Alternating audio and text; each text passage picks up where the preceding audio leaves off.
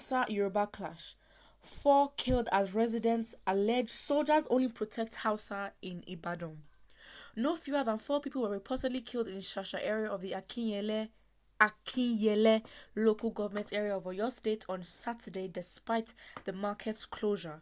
Shasha Market is one of the major hubs of farm produce from the north in Ibadan, the Oyo State capital. It was gathered that the crisis broke out when a Hausa man reportedly beat up a pregnant woman who accused her of littering the frontal part of her shop, while the deceased man, a cobbler, popularly called Adex, intervened but met his untimely death as the Hausa man allegedly hit him with a magic charm. According to eyewitnesses, Adex slumped immediately and started foaming in the mouth before he was rushed to a nearby hospital where he died. Sahara reporters gathered on Saturday that 4 people were killed while more houses were set ablaze. Yoruba people in the area told Sahara reporters that soldiers from Odogbo barracks who were deployed to maintain law and order were allegedly supervising attack on Yoruba people, which led to the mobilization of more Yoruba youths to repel the attack. I mean, this just proves that for every action there's a reaction, and as one reaction, increases, the other also increases with the same intensity, and it increases on both sides, increase, and then obviously the clash just happens, and this is how it happens. A resident of the area who spoke with Sahara reporters claimed that 4 people had been killed already, while many houses were set ablaze, despite the market's closure and the curfew. The source said, "As we speak, I noticed 4 corpses on the ground. The soldiers are supporting the Hausa people. That was exactly the reasons Yoruba people are protesting." Meanwhile, the Olubadan of Ibadan land, Oba Saliu Adetunji, on Saturday urged all warring factions of the ongoing crisis to sheathe their swords. The first-class monarch, who lamented the high level of insecurity in the land in recent times, made this known in Ibadan today after holding virtual meetings with relevant stakeholders, including Hausa Fulani leaders in Ibadan.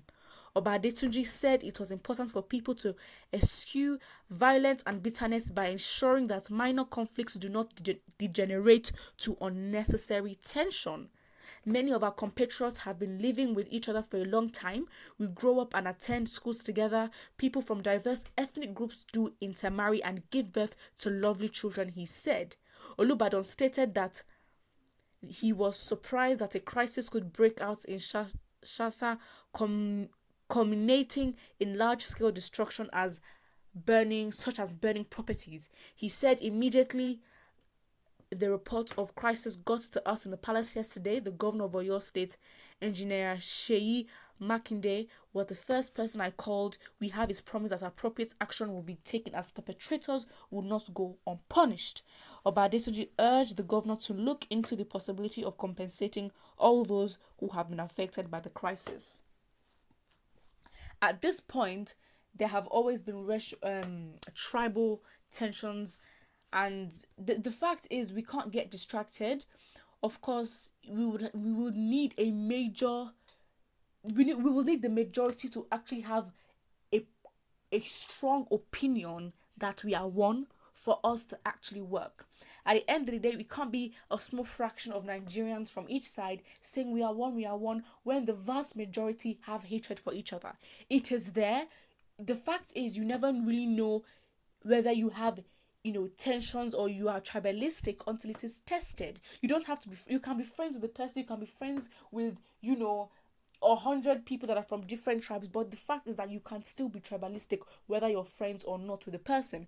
And I feel like the problem at hand is not the tribalism, because the fact is, we know that the northern part of the country is actually in government and they hold the highest power, yes, but the fact is that for every section and every faction of the ethnic groups in Nigeria, a representative of them is in power that is actually betraying their own people. So the fact is, our people that are for us are also in power betraying us, let alone then looking at our neighbor or looking at our brother and saying, "Oh, you are the problem," and all that. The fact is, all representatives of us are in the power. Despite that, fine, a majority is there, and that majority comes from a certain group in Nigeria. Yes, that is absolutely evident. But still, us dividing is literally a tactic for them, to basically distract us and basically frame us for that's the thing.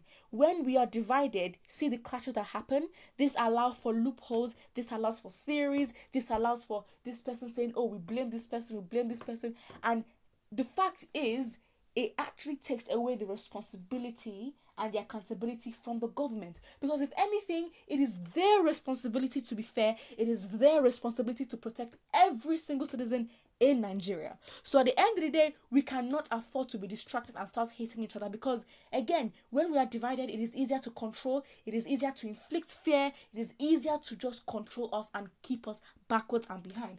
Again, we cannot underestimate these people in power.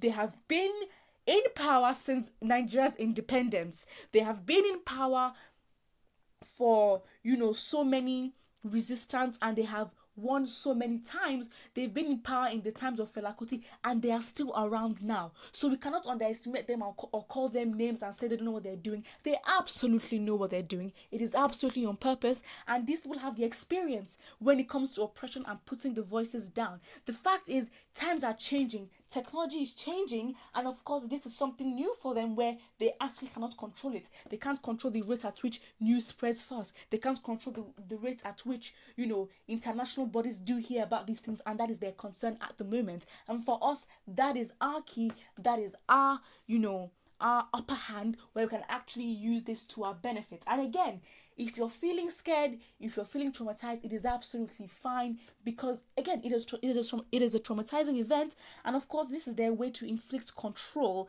And the fact is, we have to be strong. We have to change our perspectives and be like, do you know what? These people understand the power that we have united. They understand the power that we have when we are together, because the power is actually in the people. So they understand that. And again, I want to admonish that people do not get distracted. A comment here says, this is what happens in a country where people pretend to be united for selfish reasons, when in reality there is no natural cohesion. And again, I would even like to highlight that Nigeria was a trade deal. Nigeria was not meant to be a country where they looked into the long term and the longevity of the nation and saw that, this is going to be fine. You have to understand that from its inception, the northern people, again, it is factual, they did not want independence. They wanted indirect rule from the British. The Yorubas and the Igbos were very desperate because they wanted independence at all costs. So then they agreed to the terms, and that was where it actually went wrong.